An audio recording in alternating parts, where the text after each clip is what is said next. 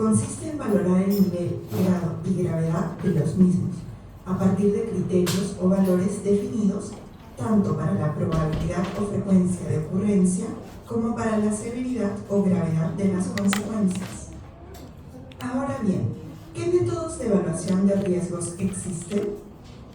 Existen tres métodos generales para la evaluación de riesgos: evaluación cualitativa, evaluación semi-cuantitativa y evaluación cuantitativa.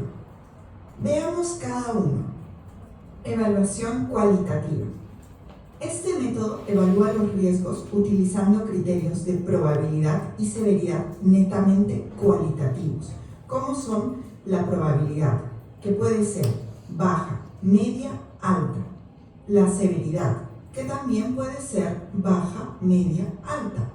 Existe también otro tipo de valoración cualitativa que contempla a la probabilidad como baja, media o alta, y para las consecuencias ligeramente dañino, dañino y extremadamente dañino. Evaluación semi-cuantitativa. Este método evalúa los riesgos utilizando criterios de probabilidad y severidad cualitativos y numéricos, a través de una probabilidad improbable, remota, ocasional o frecuente, y una severidad insignificante, dañina, crítica o catastrófica. Evaluación cuantitativa. Este método evalúa los riesgos utilizando criterios numéricos, tanto para la probabilidad como para la severidad. Cada uno de ellos cuenta con una descripción cualitativa, lo que ayuda a un mejor uso de la matriz de evaluación de riesgos. Bueno, esta última matriz es la que habitualmente uno ocupa. Ustedes tienen que haberlo ocupado en una auditoría de control interno, me imagino. Cuando vieron el grado de impacto, nosotros aquí en general en la auditoría hablamos de impacto, el impacto en los estados financieros. Ellos aquí están hablando en términos nada más que en evaluación de riesgo. Nosotros ocupamos la matriz para determinar en una auditoría cuál es el impacto en el estado financiero. Pero tiene esto la garantía que es desde el punto de vista numérico. Esto es igual que los terremotos. Sabemos que cuando hay un sismo de 7,5 para arriba ya es terremoto, y sabemos que 7,5 hacia abajo es un sismo de mediana intensidad. Entonces estamos acostumbrados a medir esto en términos numéricos. Los análisis cualitativos también se hacen, pero nosotros ordinariamente en la parte de auditoría no los hacemos con frecuencia, solamente cuando hay algún tipo de proyecto que si no resulta puede tener alguna incidencia importante en la empresa, ahí se hace el análisis cualitativo. Pero en la evaluación aquí en la matriz de riesgo, ordinariamente yo creo que vamos a trabajar con este tema. En todo caso, ustedes podrían trabajar con cualquier. Probabilidad. Improbable que suceda, mayor a 10 años. Remoto o raro que suceda, de 1 a 10 años. Ocasional o podría suceder, de 1 a 12 meses. Frecuente o ha sucedido, 1 mes. Muy frecuente o común, a la semana. Severidad. Menor. Pérdidas menores a 1000. Temporal. Pérdidas menores entre 1000 y 5000. Permanente. Pérdidas entre 5001 y 10000. Mayor. Pérdidas entre 10.001 y 50.000. Fatalidad. Pérdidas entre 50.001 y 100.000. Catastrófico. Pérdidas mayores a 100.000. Una vez que hemos hallado la probabilidad y severidad, haciendo uso de sus correspondientes criterios, se debe hallar la combinación o producto de ambos valores. Los valores internos resultantes representan el producto de la probabilidad y la severidad. El nivel o los valores del riesgo se pueden obtener mediante la combinación o el producto de ambos valores, es decir, el nivel de riesgo R es igual al producto de la probabilidad P por la severidad S. Los criterios para evaluar probabilidad y frecuencia se muestran a continuación. Hay que tomar en cuenta que para evaluar el riesgo de manera objetiva y sistemática, se debe definir y establecer previamente una matriz de evaluación de riesgos que contenga los criterios de probabilidad o frecuencia y severidad o gravedad uniformes en toda la organización, los mismos que deben estar validados y aprobados por la gerencia. Si deseas información más detallada sobre qué métodos de evaluación de riesgos se ajustan a tu organización, validar tu metodología o tus matrices de evaluación de riesgos, contáctanos para recibir información sobre nuestros cursos de capacitación y servicios de consultoría. Un suavecito ahí, ¿no?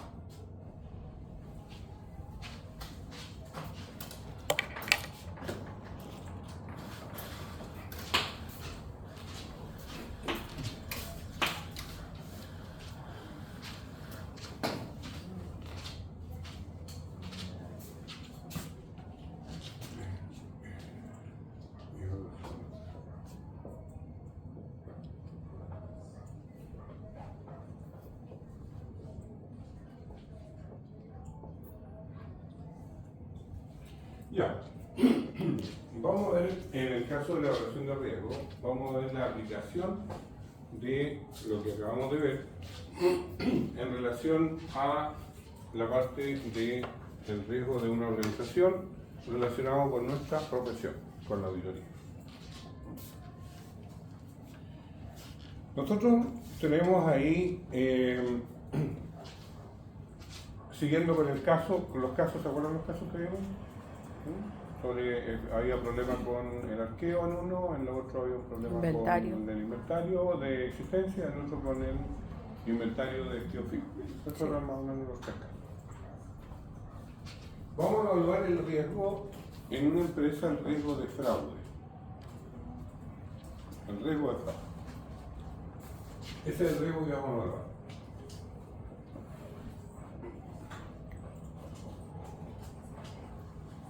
¿Cómo se produce el fraude? No lo escucho. Ah, no, pues ahí se materializa. Pero ¿cómo se produce el fraude? Pues todo en un periodo. Fraude, ocultando información. ¿Ya? ¿Puede ser una? Fraude, ocultando información.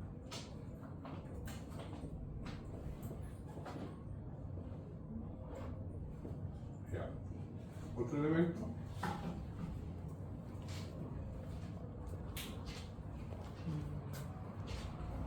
Manipulando también. O maquillando. Sí, puede ser.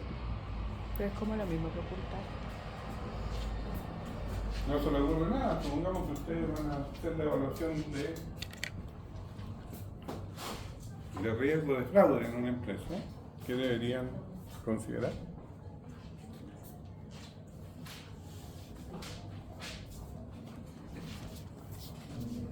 ¿Cómo se produce el fraude ocultando información? Eso estamos viendo. O sea, ¿cómo se produciría eventualmente un fraude?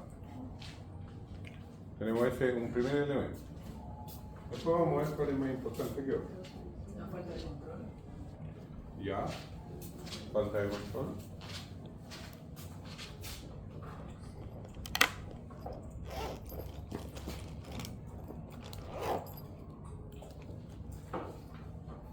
Voy a poner aquí, cabo.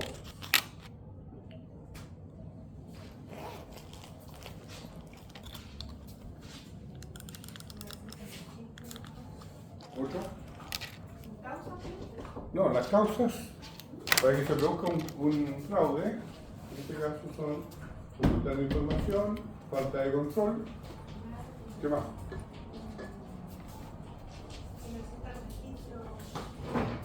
¿Cómo? ¿Registro de qué? O sea, que necesita contabilidad eso.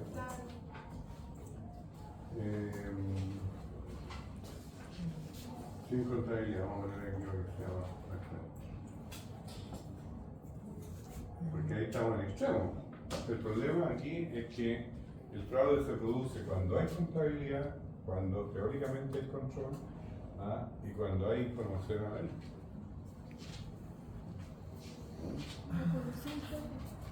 Eso es lo importante. Una de las causas principales del fraude es la colusión.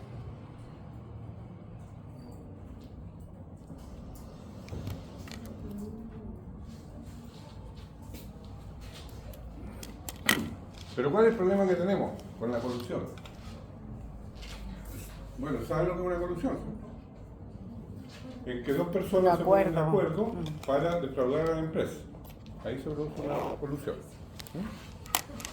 El problema aquí es que nosotros vamos a ir a hacer la auditoría y somos de afuera, somos externos.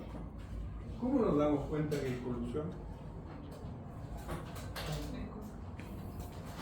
Ya, puede influiría aquí, ¿cierto? Que sean familiares, ¿cierto? ¿Qué más? Pues no solamente hay familiares.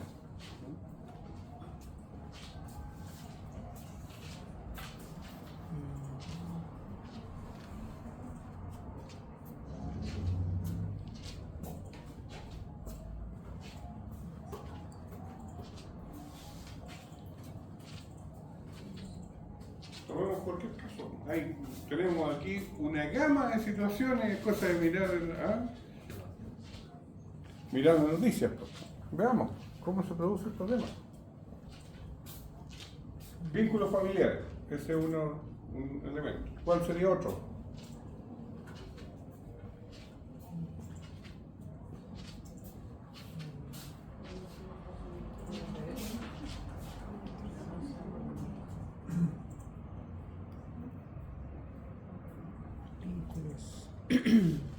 Políticos.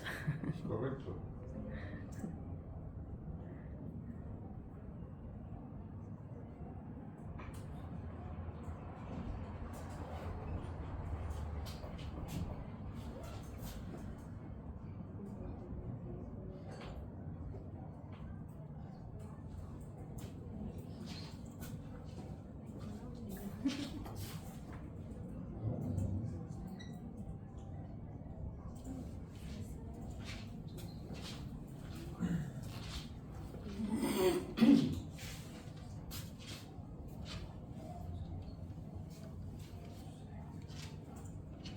Poder. No, el poder es la consecuencia, digamos, es el objetivo. Bueno, ahí tenemos primero todo esto. Si pasa todo esto, se va a producir, es muy probable que se produzca un fraude, si todos lo asumen. Pero si nosotros no ocultamos información porque ¿cómo se llama? Hay un balance, hay un cierto control, no es que no se esté controlando la empresa, además hay una contabilidad, más o menos, pero existe, se podría ver si está bien o está mal. Entonces aquí lo importante dentro de esto, todo eso es importante, pero aquí uno de los elementos claves dentro de un fraude es la colusión. Como dije, cuando dos personas se ponen de acuerdo con el fin de defraudar a la empresa. Ahora, ¿cómo establecemos nosotros los vínculos familiares, políticos, religiosos o sociales cuando vamos a hacer una auditoría? ¿Cómo lo establecemos? O sea, ¿cómo lo averiguamos? ¿Cómo nos damos cuenta? Es que este es el problema, estamos evaluando los riesgos. Pues vamos a ir a una organización, vamos a evaluar la posibilidad de fraude en esa organización, y nosotros llegamos a que uno de los elementos claves es la colusión, y dentro de la colusión se produce cuando hay vínculos familiares, políticos, religiosos o sociales. O sea, el vínculo familiar sería como un poco más quizás fácil en una organización Ya. descubrirla, pero no sé, religioso por ejemplo o político, eh, sí, pues como... Donación y beneficio, regalo. Podría ser No, si yo no digo que esto es fácil. ¿Ya? Yo no digo que es fácil. ¿Ya? Ahora, esto es difícil de poder detectar, así a priori. Cuando vamos a un lugar, entonces, ¿qué es lo que hace un auditorio ordinariamente? Primero, parten de la base que en la empresa no hay fraude. Es decir, van a hacer auditoría, pero no consideran el elemento de fraude como primera prioridad. Puede que salte dentro de la auditoría, pero cuando alguien va a hacer una auditoría es de carácter preventivo, para que no se produzca el fraude. Pero tiene que evaluar los riesgos. ¿Cuáles son los riesgos que tiene el control interno de esa empresa? ¿Ah? Y dentro de la evaluación de riesgos, entonces, estos son los elementos clave para poder detectar una colusión y que finalmente eso esté influyendo en algún fraude dentro de la empresa. Porque si eventualmente existe un fraude, van los auditores y no descubren el fraude, le van a echar la culpa a los auditores. ¿No? Hicieron mal su trabajo. No que son parte del fraude, sino que hicieron mal su trabajo. Bueno, entonces cuando nosotros hacemos evaluación de riesgo, tenemos que determinar si existen estos vínculos, eventualmente, relacionados con la corrupción. Por ejemplo, aquí nosotros, desde el punto de vista familiar, esto tienen que haberlo visto en la auditoría de control interno, porque se hace la evaluación. ¿Ustedes vieron un curso en evaluación de control interno? No. No va a decir que no vieron nada. ¿Ah? La profe, ¿Ah? esa era la profe O que sea, nos sí, mostró el coso. sí. ¿En qué le hicieron? Catherine, La Catherine. coso. Pero no vieron nada en el curso. Aplicado así, no, sí expuesto, pero no.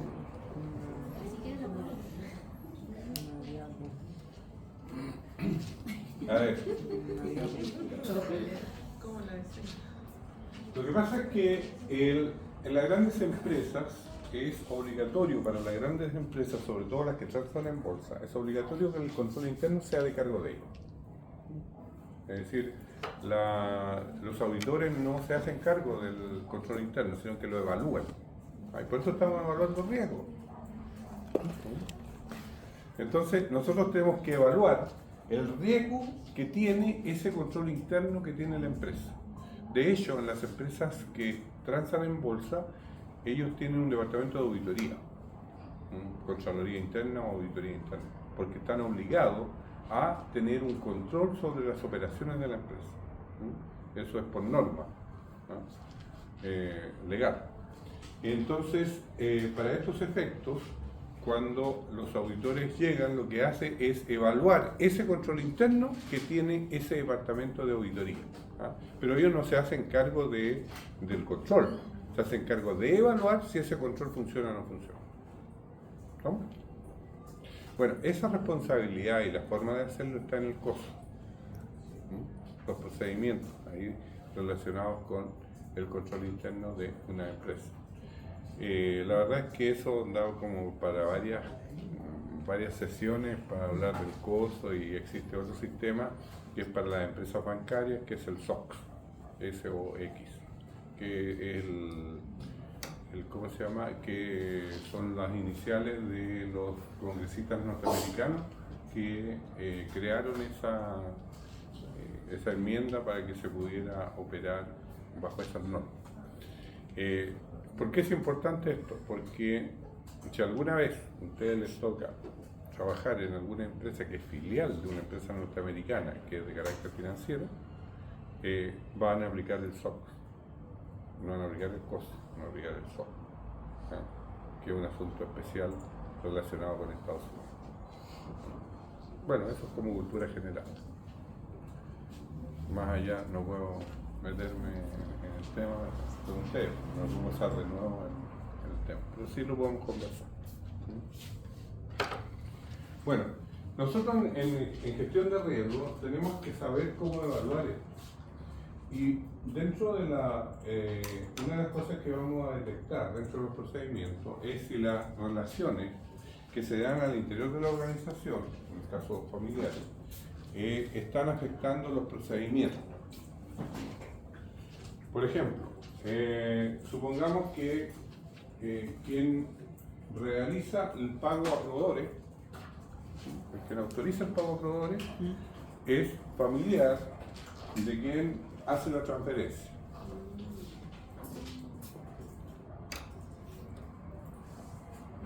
Delicado. ¿Cierto? Claro. ¿Qué pasa si un día se pelean entre ellos? ¿Qué podría pasar? Que se pateen los pagos. Claro, que haya dificultad en el pago a proveedores. Claro, o el proveedor que es conocido de tal. ¿No? Entonces, no funcionaría, ¿no? O hagámoslo más extremo todavía. Supongamos que sean una pareja, ¿ah? Y llegaron peleados a la oficina. ¿Funcionaría esa oficina? No, sería mal ambiente. Caos. Claro, un mal ambiente. Mal ambiente de la Pero energía. incómodo para qué? Para el tercer trabajador. Para Lo un, viví. para un sí, Para todos. para un tercero, ¿cierto? Es que esas son cosas reales que pasan en la práctica.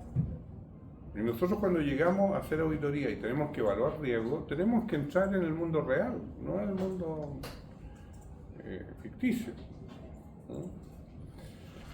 Entonces, generalmente se producen estos problemas, ¿verdad? O incluso puede ser que sean vecinos las personas, o sea, no solamente es decir, tienen vínculo de carácter social. ¿no? Claro. O sea, los vecinos, y uno tiene el procedimiento siguiente, cuando termina uno de operar, el otro sigue con el mismo procedimiento, ¿no? Con la continuación del procedimiento. Entonces, cuando existen los procedimientos, esa situación, ahí es fácil que se produzca, en este caso, la corrupción. Por ejemplo, hoy en día, dentro de los fraudes en la administración pública, uno de los grandes problemas ha sido que a las personas que se ha finiquitado se le ha seguido pagando. Claro. Se le ha seguido depositando en la cuenta, ¿cierto?, del banco. Es decir, nadie se preocupó de dar de baja las cuentas de transferencia, ¿cierto?, de depósito de las personas que son finiquitadas. Uy, están viviendo gratis. No, pues ya habían dicho que querían que la gente devolviera eso de nada. ¿Dónde? No, lo puede devolver, pero ¿sabe lo que va a decir el juez? Usted puede devolver, mire, en realidad yo gano un poco, yo acá, ya, de 1.000 pesos mensuales para devolver. Sí. Eso. Ahora, el problema de nosotros, como auditores, es determinar si esa situación fue adrede o fue una negligencia. Claro, claro. Claro, porque si hay intención, significa que ahí hay un fraude de frentón. O sea, hay una intención de defraudar a la empresa. ¿Y cómo se podría determinar eso? ¿Por la recurrencia o no? Una de las cosas es la recurrencia. Sí. Claro, porque a alguien está bien que se le pase una vez, pues ya, bueno, este mes se me pasaron porque Claro. estaban justos para el mes siguiente al finiquito, pero no 6 meses. Me tocó hacer Claro. una auditoría en una municipalidad donde pasó eso. Llevaban 6 meses pagándole a las personas que habían finiquitado. Ahora, poquito igual el caso de la hora extra también fue bien. Claro. Entonces, y cuando se le llamó para que hicieran esa devolución, pasó lo que yo le acabo de decir. Que fueron donde el juez dictaminó de 1.000 pesos mensuales que tenían que dar.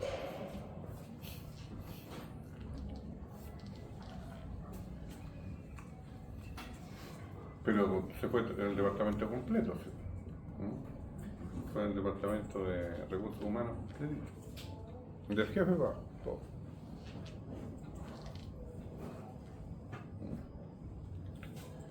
Bueno, entonces, ese tipo de situaciones ustedes la van a vivir, o si ya han vivido parte, como usted me dice, van a tener algún tipo de relación con esto. El problema que tenemos nosotros cuando llegamos de afuera, que tal como usted me decía, tal vez podamos detectar la parte familiar, y eso ni es. Claro. Porque nosotros podemos ver el libro de remuneraciones, pedimos el libro de remuneraciones y vemos más o menos los apellidos que sean coincidentes.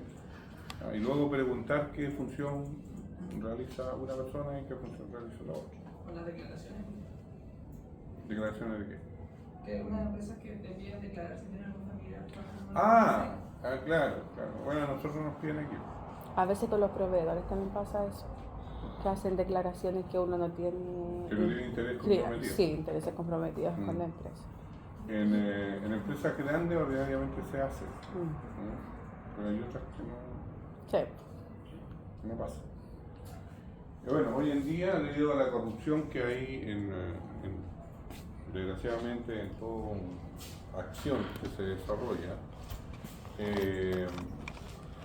tenemos este problema nosotros desde el punto de vista de auditoría. Por eso evaluar, en este caso, la evaluación del riesgo es muy importante. Y dentro de eso, nosotros realmente para evaluar el control interno hacemos cuestionarios. Y los cuestionarios nos van a indicar por lo menos, no la solución, pero sí un grado de riesgo. Si tenemos, por ejemplo, si la pregunta es, en relación al departamento personal, ¿existen familiares trabajando en la empresa? ¿Sí, no o no aplica? Entonces, si dicen sí, Hay que prestarle ojo. entonces ahí Claro. vamos a especificar, o sea, quiénes son familiares y están trabajando. Claro, ¿Qué cargos tienen? Claro, ¿Qué y vínculos ahí tienen? averiguamos qué cargo tienen, si tienen Claro. alguna relación Claro. del punto de vista del procedimiento, etc. Si tenemos al bodeguero y al ayudante de la bodega que son familiares. Claro. O como decías, puede ser el que compra, el que paga también. Claro. El que compra y el Una que paga. empresa Claro. relacionada, claro. Claro. Áreas relacionadas, claro, con el trabajo. Bueno, esas son cosas que nosotros tenemos que evaluar dentro de los riesgos. Ordinariamente cuando ahí, si ustedes se fijaron en los elementos que plantea el video, eso no aparece aquí. Sino que nosotros tenemos que insertar este elemento dentro de esa materia. Por ejemplo, el hecho que haya familiares, eso significa que ese riesgo es de alto impacto, mediano impacto o bajo impacto. No sabemos porque va a depender Sí, del departamento donde está ubicado. del vínculo del departamento. ¿Ah? Si tenemos, por ejemplo, que los dos juniors que hay son hermanos, no tiene una incidencia tan grave en el efecto. ¿Ah? Pero si tenemos que el jefe de finanzas con el tesorero son familiares, ahí sí tenemos Claro. problemas. Ya. Bueno, ahora, desde el punto de vista, yo puse aquí políticos por, ustedes han visto las noticias, o sea, no necesito aquí hacer más, que justamente hay colusión en diferentes, en el caso de las fundaciones, exclusivamente por los contactos políticos, ni siquiera estoy tomando las cosas de carácter familiar que serían más comunes. Pero ahí lo único, por contactos políticos, se generó ese tema. Claro. Religioso, hay algunos elementos que también funcionan de esa forma.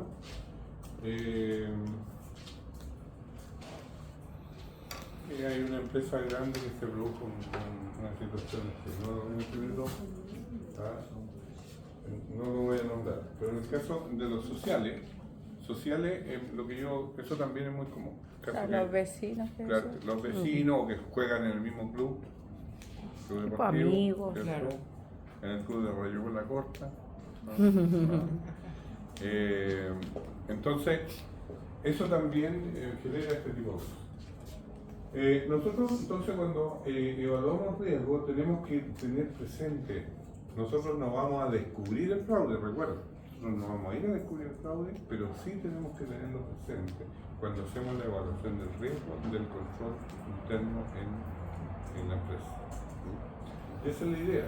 La idea es que en la medida en que nosotros podamos evaluar correctamente, vamos a minorar el hecho de que se produzca algún siniestro, por decirlo de alguna manera, dentro de la organización.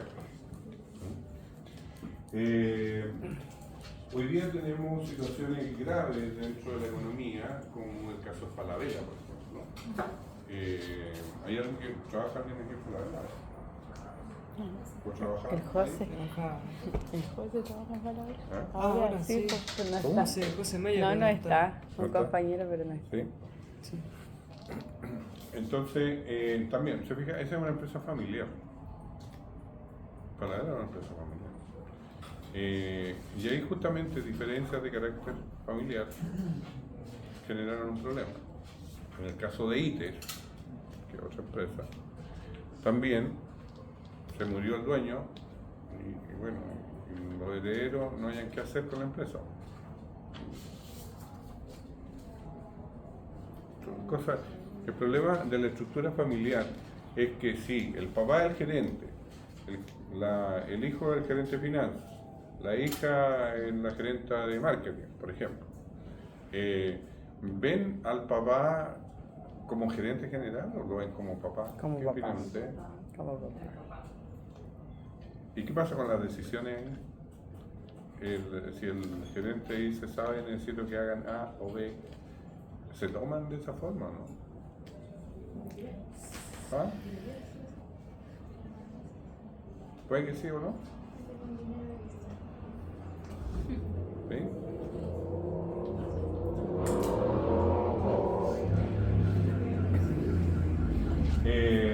Bueno, la verdad es que en ese tipo de situaciones se pierde un poco la jerarquía. Claro. El principio de jerarquía ahí se pierde en la organización y eso hace generar problemas. Estaba con pérdidas, estamos que están cerrando tiendas, cerrando aquí en Plaza Sur, cerrando tiendas. Sí, pues, eso sí sabía que se agarran tiendas, pero pensé que era producto de esa cuestión del cine de naranja que empezaban a ver. Bueno, el otro elemento que nosotros tenemos que considerar aquí, yo no lo puse ahí en el total, al margen de la colusión, es la experiencia externa. ¿Ah? La experiencia externa. ¿Una causa, ¿no? Experiencia externa. Espera.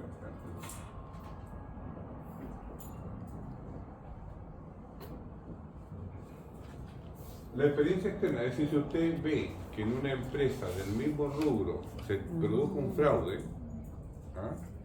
Entonces esa experiencia de eso tienen que considerarlo si van a ver una empresa del misma naturaleza. Si en un supermercado se produjo un fraude de alguna determinada forma, entonces, y ustedes van a auditar otro supermercado, no el que tiene un fraude, tienen que tomar esa experiencia. Claro. Para ver si efectivamente también en este supermercado al lado se está produciendo ese fraude.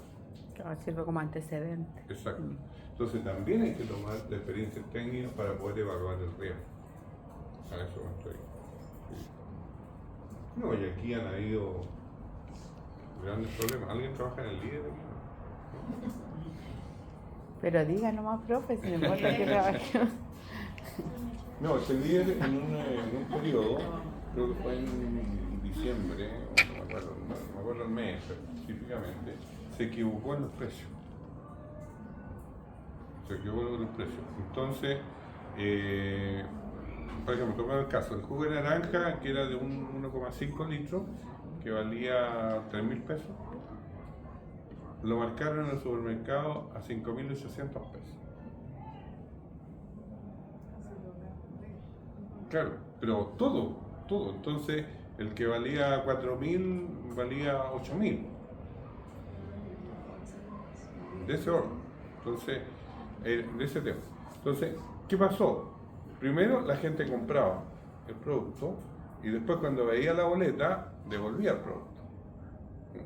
Entonces, se generó, pero un lío mayúsculo, ¿ah? Claro. En toda la cadena.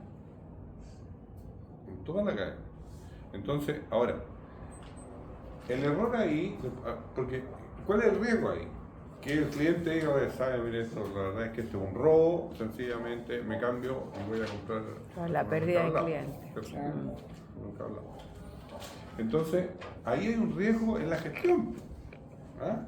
Y exclusivamente porque yo creo que el tipo que estaba poniendo el asunto en el sistema se equivocó con el primer precio del tamaño menor, digamos, y siguió la cadena hacia arriba. Pero significó unas devoluciones de tal manera que en el mes de enero tuvieron que hacer una liquidación de productos, dentro de eso los jugos de naranja, esos recién exprimidos. Eso sí. ¿Ah? Dentro de eso, ¿ah? Pero como le digo, uno realmente no podía entender. Si yo pregunté una vez acaso venían con una barrita de oro al lado cuando uno iba a comprar. Claro. ¿Ah? No, ¿y cuánta gente lo habrá comprado sin darse cuenta? Porque Claro. tú a veces pasas y después pagas, pues no estás mirando ahí Claro. cada producto. Entonces, violentamente, en el corto plazo, significó eso cambiar principalmente los precios. Y eso al líder le generó un montón de problemas. No solamente con los clientes, sino que eventualmente también con los proveedores. Claro. Claro, porque los productos no salieron, viene el otro pedido y empiezan los stocks. Claro, hay órdenes de compra comprometidas. Claro. Exacto. La media escoba. Y ahí hay una evaluación, ahí hay un problema. Podría haber sido al revés, para abajo, ¿no? Un problema al revés. Bueno, esas cosas un poco, yo quería un poco comentar con ustedes. Vamos a hacer una clase, a ver si nos... exclusivamente sobre la evaluación de una gestión de riesgo relacionada con fraude. Exclusivamente de eso, de ese tema. Ya que está de moda, hasta hace poco tiempo atrás Debe ser uno de los mayores pero hoy día, riesgos. ¿ah? Sí, debe ser uno de los mayores riesgos. Pero los elementos, el problema es que nosotros en gestión de riesgo, recuerden que tenemos que hacer una evaluación de lo que no se ve. Ese es nuestro problema. Ustedes pueden ver todas las personas, pero no saben si son familiares. No se ve. Cuando uno llega a la auditoría, salvo que empiece a investigar y vea si son familiares que están en el proceso de forma directa. Entonces, ese es el tema y eso es lo que nosotros vamos a atacar. ¿Alguna pregunta? ¿No? Bueno, lo ideal es que ustedes revisen, digamos, los videos. No se olviden que tenemos la prueba. ¿Qué día es específicamente? ¿Qué la va a hacer el viernes? Dos semanas más. Sí, es con... Ahora ¿Tres? dijo, no, es que ya va a ser parte de la nota, dijo, con la otra. El 3, día 3. Pero, Porque después, entonces así yo después me evito tener que evaluar la parte técnica cuando tengan el examen que está evaluada ya la... ¿Haces la aplicación en el examen? El examen es, ¿cómo se llama? Encargo con presentación. sí. Entonces, pero dentro de la evaluación tengo que evaluar el lenguaje técnico. Y lo va a evaluar al tiro ahora. Entonces ahora lo voy a evaluar al tiro, de tal manera que después ustedes lo incorporen en el examen final. Ese es el tema. ¿Preguntas? No, pues, Así que dedíquenle aunque sea 5 minutos entre el postre y el café a ver los videos y a revisar los videos. Sería el próximo.